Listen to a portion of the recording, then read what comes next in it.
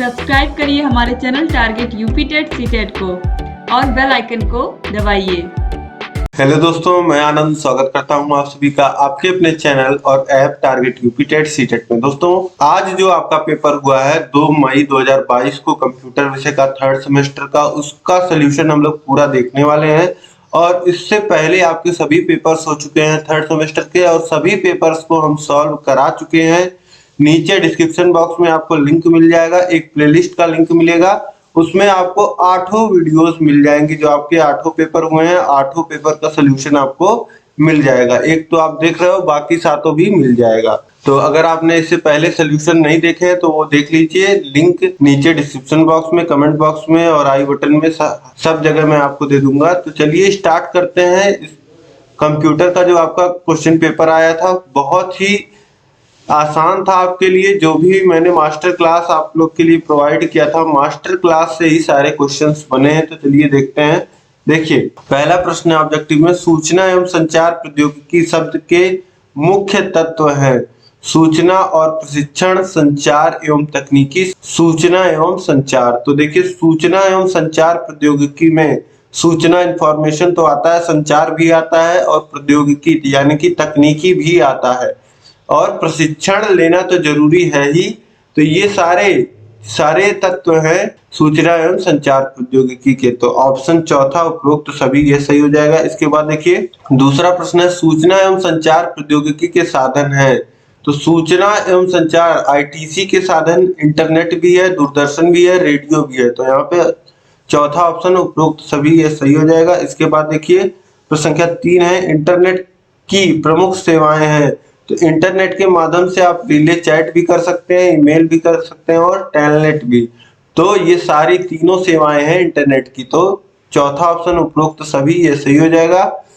इसके बाद देखिए चौथा प्रश्न है, एजुसेट का दूसरा प्रचलित नाम है। यह मैंने आपको बहुत ही बार बार बताया था कि जो एजुसेट है यह नाम दिया गया था सैटेलाइट का, लेकिन जो एक्चुअल नाम था, जो नाम सीरीज वाइज इसरो के द्वारा चला आ रहा था, वह GSAT-3 नाम है। और यह प्रचलित एजुसेट के नाम से क्यों प्रचलित हुआ? एजुसेट के नाम से इस वजह से प्रचलित हुआ क्योंकि यह एजुकेशनल सैटेलाइट थी। यह शिक्षा के लिए ही इसको स्पेशली अर्थ के ऑर्बिट में प्लेस किया गया था, इसलिए इसका नाम एडुसेट पड़ा। वैसे इसका नाम GSAT-3 था। यह मास्टर क्लास में भी मैंने आपको बताया था। इसके बाद देखिए प्रश्न संख्या 5 है, दूरदर्शन के माध्यम से शिक्षा प्रदान की जाती है, औपचारिक अनौपचारिक, उपरोक्त दोनों या इनमें से कोई नहीं।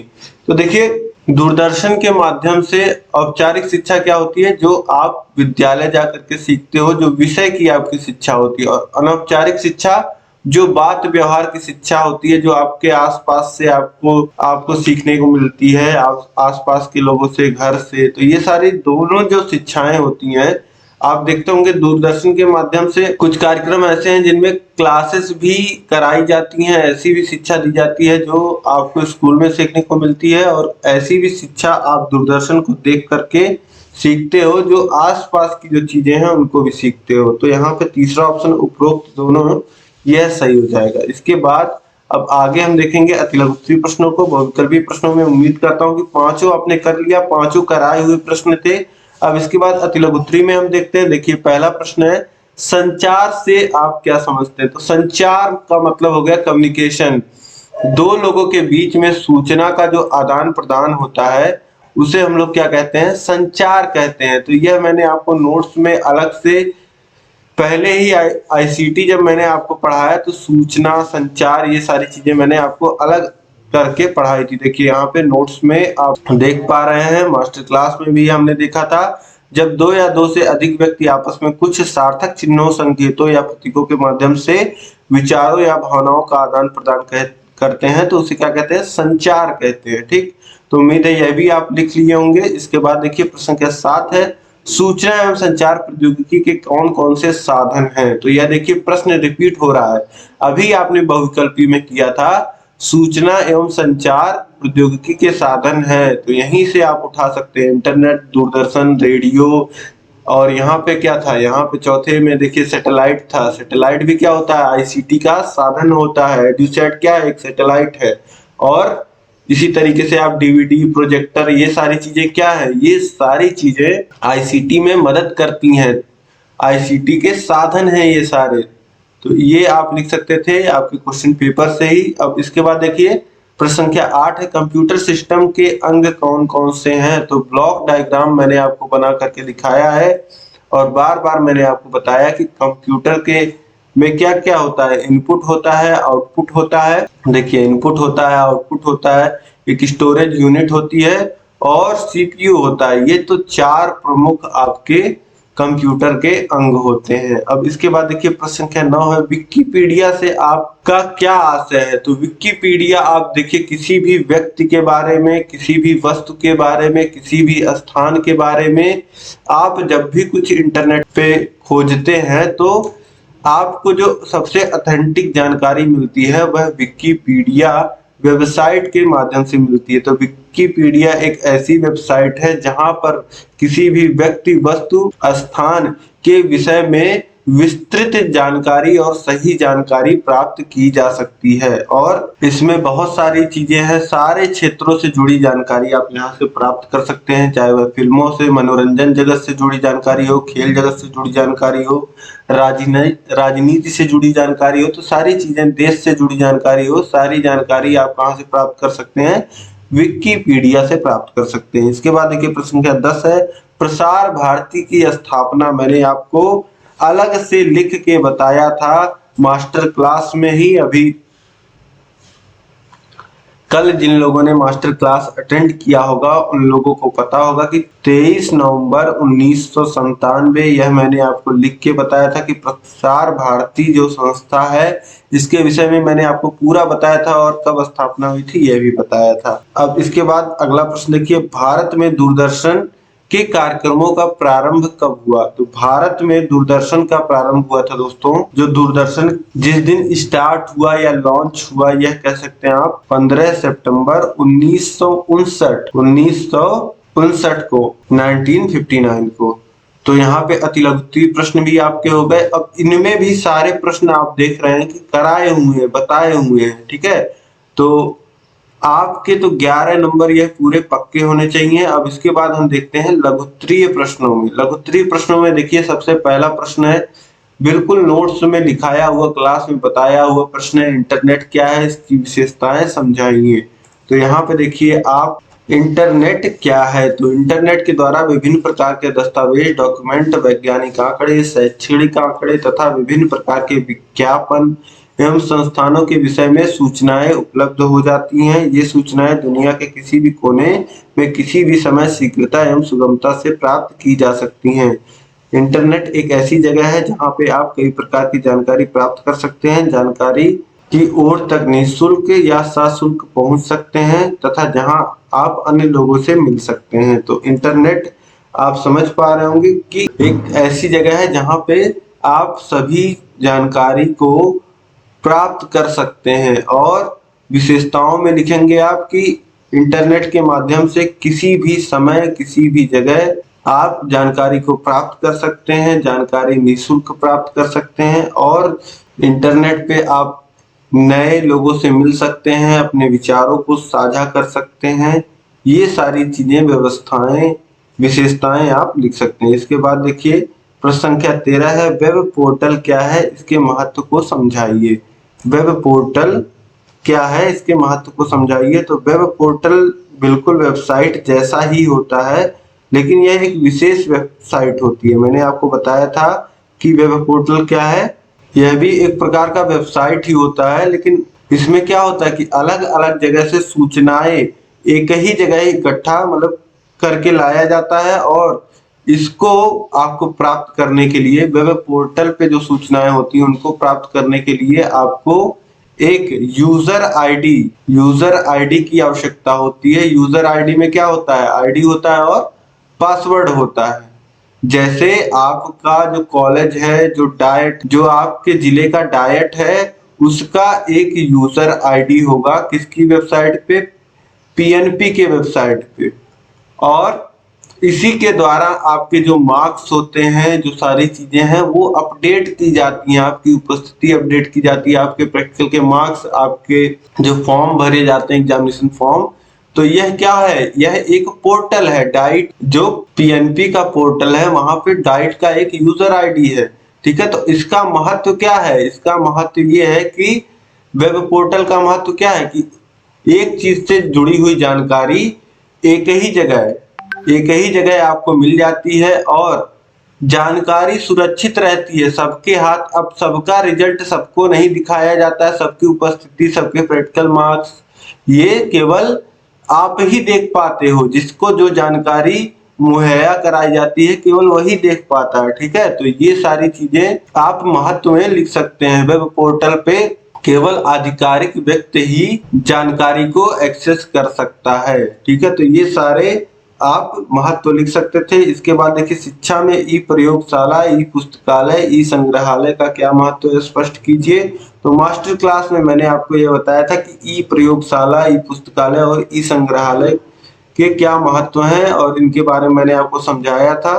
तो देखिए दोस्तों, ई प्रयोगशाला मैंने आपको बताया था मास्टर क्लास में कि ई लैब एक सामान्य कंप्यूटर प्रयोगशाला है जिसमें पीसी तथा मैक दोनों को सम्मिलित किया जाता है। इसमें 100 से अधिक कंप्यूटर प्रोग्राम होते हैं जो पढ़ाए गए पाठ्यक्रमों का समर्थन करते हैं। ई लैब में मुद्रण, स्कैनिंग, फोटोकॉपी की सुविधा उपलब्ध होती है। तो जो लेबोरेटरी में आप काम करते हो वैसे ही ई लैब क्या है, इलेक्ट्रॉनिक लैब है। इसमें आप जो भी आपको चीजें पढ़ाई जाती हैं उसी से जुड़े प्रयोग होते हैं। ठीक है, तो यह ई लैब आप समझ गए। इसके बाद आपका इसी में पूछ रहा है कि इलेक्ट्रॉनिक पुस्तकालय का क्या महत्व है और इलेक्ट्रॉनिक संग्रहालय का क्या महत्व है। तो इलेक्ट्रॉनिक लाइब्रेरी भी आप समझ पा रहे होंगे दोस्तों कि कोई भी जो लाइब्रेरी है उसको ई बुक के द्वारा या फिर इलेक्ट्रॉनिकली, मतलब कि आप समझ लीजिए मोबाइल पे या फिर लैपटॉप पे, कंप्यूटर पे जो विद्यार्थी एक्सेस कर पाए वह क्या है, ई लाइब्रेरी है। तो ई लाइब्रेरी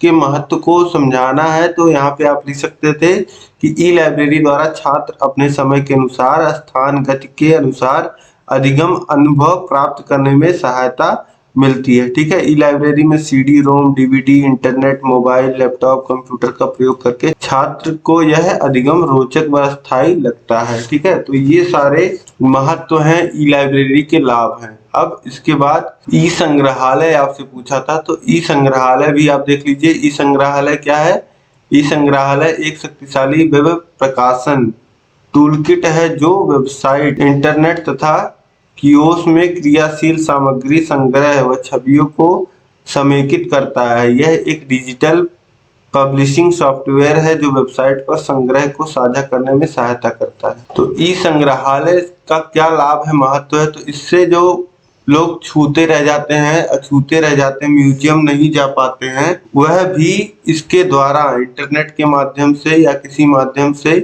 सीडी डीवीडी के माध्यम से यह बाकी चीजों को अनुभव कर सकते हैं और इसमें सारी चीजों को सरलता से संग्रह किया जा सकता है और जो भी प्रभावी खोजें हैं अभी तक की सारी चीजों को इसमें दिखाया जा सकता है। अब इसके बाद आगे देखिए, अगला क्वेश्चन है क्वेश्चन नंबर 15, दूरस्थ शिक्षा के कार्य को समझाइए। तो दूरस्थ शिक्षा का कार्य दोस्तों आपको पता है कि उन लोगों को भी शिक्षा से जोड़ना है जो निरंतर क्लासेस नहीं अटेंड कर सकते हैं और उनको उनके कंफर्ट जोन में, उनको उनके समय के अनुसार और सारी चीजें मुहैया कराना। दूरस्थ शिक्षा, सारी चीजें सिखाना। ठीक है, शिक्षा का मतलब क्या है कि आपको जो चीजें नहीं आती उसके विषय में सिखाना, बताना। तो दूरस्थ शिक्षा में इसी तरीके से क्या किया जाता है कि जो व्यक्ति किसी संस्थान में आकर के शिक्षा नहीं ग्रहण कर सकते हैं उनको शिक्षा प्रदान करना। तो दूरस्थ शिक्षा के कार्य आप लिख सकते थे। इसके बाद देखिए प्रश्न संख्या 16 है, प्रसार भारती की शैक्षिक सेवाओं को स्पष्ट कीजिए। तो प्रसार भारती की शैक्षिक सेवाओं में मैंने आपको बताया था कि प्रसार भारती रेडियो और दूरदर्शन के माध्यम से शिक्षा प्रदान करने का काम करती है। देखिए, प्रसार भारती के द्वारा रेडियो सेवा का शुरुआत किया गया, प्रसार भारती के द्वारा रेडियो सेवा का शुरुआत किया गया और रेडियो में भी एक शैक्षिक रेडियो स्टेशन का, ज्ञानवाणी का शुरुआत किया गया, यह मैंने आपको बताया। और इसके बाद इसी में दूरदर्शन का शुरुआत किया गया और दूरदर्शन में ही शैक्षिक दूरदर्शन का शुरुआत किया गया और इसमें तरह तरह के कार्यक्रम चलाए गए जिससे शिक्षा को लोगों को और जागरूक बनाया जाए और शिक्षित बनाया जाए। तो यह था प्रसार भारती का शैक्षिक सेवाएं। ठीक है, अब इसके बाद देखिए प्रश्न संख्या 17 है, fresherworld.com की भूमिका है। तो मैंने आपको बताया था दोस्तों कि fresherworld.com क्या है। अभी मास्टर क्लास में मैंने आपको बताया था कि fresherworld.com एक ऐसी वेबसाइट है जो शिक्षा कार्यक्रमों के अनुसार विकल्प प्रदान करती है। यदि छात्र द्वारा कोई भी नवीन शिक्षा कोर्स पूर्ण कर लिए गए हैं तो संबंधित क्षेत्र की रोजगार जानकारी को वेबसाइट द्वारा प्राप्त किया जा सकता है। freshersworld.com जैसे आप अपनी शिक्षा को पूरा करते हैं उसके बाद आप जैसे ही रोजगार नौकरी की तलाश में होते हैं आप fresherworld.com पे जाकर के अपने योग्यता के अनुसार नई नई नौकरियों को ढूंढ सकते हैं। ठीक है, तो fresherworld.com की उपयोगिता यही है, भूमिका यही है विद्यार्थी जीवन में कि यह आपको रोजगार खोजने में मदद करता है। अब इसके बाद देखिए लास्ट क्वेश्चन है और लास्ट क्वेश्चन से पहले आप इस वीडियो को लाइक कर दीजिए, अपने दोस्तों में अधिक से अधिक वीडियो को शेयर कर दीजिए ताकि सभी लोग इसी प्रकार से आसानी से संपूर्ण हल जान पाए और सभी सब्जेक्ट्स को मिला पाए। सभी सब्जेक्ट्स का लिंक आपको नीचे डिस्क्रिप्शन बॉक्स में दे दिया गया है, सभी पेपर सॉल्व करा दिए गए हैं, तो सभी पेपर्स को आप मिला डालिए। इसके बाद लास्ट क्वेश्चन जो है वह विद्यालय प्रबंधन में टेली कॉन्फ्रेंसिंग और वीडियो कॉन्फ्रेंसिंग की उपयोगिता को स्पष्ट कीजिए। अब विद्यालय प्रबंधन में क्या क्या होता है देखिए, एडमिनिस्ट्रेशन होता है जहां पे आपके सारे सभी विद्यार्थियों से जुड़ी हुई सूचनाएं, उनके नाम, क्लास, रोल नंबर, उनके फीस से जुड़ी जानकारियां, ये सारी चीजें होती हैं और कौन बच्चा कैसे विद्यालय आता है, ट्रांसपोर्ट की जानकारी होती है। तो टेली कॉन्फ्रेंसिंग में क्या होता है आपको पता है कि कई लोग एक साथ जुड़ करके बातचीत कर सकते हैं। तो टेली कॉन्फ्रेंसिंग के माध्यम से विद्यालय प्रबंधन में बहुत ही सहयोग मिलता है, आपको पता है। इसी तरीके से वीडियो कॉन्फ्रेंसिंग में भी विद्यालय प्रबंधन में बहुत सहयोग मिलता है। अब दोस्तों टेली कॉन्फ्रेंसिंग या वीडियो कॉन्फ्रेंसिंग के द्वारा शिक्षक क्या हो सकते हैं, विद्यार्थियों के अभिभावक से जुड़ सकते हैं या फिर कोई जो आपके क्लास टीचर हैं वह आपके सभी टीचरों से जुड़ सकते हैं। तो इससे क्या होता है, इससे छात्रों का संपूर्ण विकास करने में मदद मिलता है कि बच्चा किस क्षेत्र में इंटरेस्ट ले रहा है, कहाँ कमजोर पड़ रहा है। तो ये सारी चीजें, और टेली कॉन्फ्रेंसिंग के द्वारा जो विद्यालय में कर्मचारी हैं, मतलब कि जो भी स्टाफ हैं, उनमें एक जो संपर्क होता है वह मजबूत किया जा सकता है जिससे विद्यालय का संचालन और अच्छी तरीके से किया जा सकता है। और इसी में आपका जो विद्यालय में पाठ्यक्रम है, कितनी पुस्तकें अभी उपलब्ध हैं या नहीं है, यह बातचीत के द्वारा, टेली कॉन्फ्रेंसिंग के द्वारा सारी चीजें नियंत्रित की जा सकती हैं। इसके बाद शिक्षा व्यवस्था का इसी प्रकार से बहुत बढ़िया नियंत्रण किया जा सकता है टेली कॉन्फ्रेंसिंग और वीडियो कॉन्फ्रेंसिंग के माध्यम से। और जो समय की बचत की जा सकती है, जैसे अभिभावक विद्यालय आते हैं या फिर कई सारे टीचर्स की मीटिंग रखी जाती है, तो धन की भी बचत होती है और समय की भी बचत होती है विद्यालय प्रबंधन में टेली कॉन्फ्रेंसिंग और वीडियो कॉन्फ्रेंसिंग के द्वारा। तो पूरे पॉइंट्स आप लिख सकते थे। बहुत ही अच्छा पेपर, सरल पेपर आपका आया था। उम्मीद है कि आपका पेपर बहुत अच्छा हुआ होगा। आप कितने नंबर स्कोर कर पा रहे हो आप मुझे कमेंट करके बताओ, और सभी पेपर्स को आपने मिला लिया है या नहीं मिला लिया है आप मुझे कमेंट्स करके बताइए। और सभी पेपर्स आपने मिला लिए हैं तो आपके कितने नंबर बन रहे हैं थर्ड सेमेस्टर की परीक्षा में आपके अनुसार, यह मुझे कमेंट करके बताइएगा। और इस वीडियो को अधिक से अधिक आपको सभी को शेयर करना है ताकि सभी लोग पेपर को मिला पाएं। और चैनल को अभी तक अगर आपने सब्सक्राइब नहीं किया तो चैनल को सब्सक्राइब कर लीजिए और उसके बगल बेल आइकन होगा उस पर ऑल सेलेक्ट कर लीजिए ताकि सभी नोटिफिकेशंस आपको मिल पाए और इस प्रकार की महत्वपूर्ण वीडियोस आपसे मिस ना हो। इस वीडियो में दोस्तों अंत तक बने रहने के लिए आप सभी लोग का बहुत बहुत धन्यवाद। जय हिंद।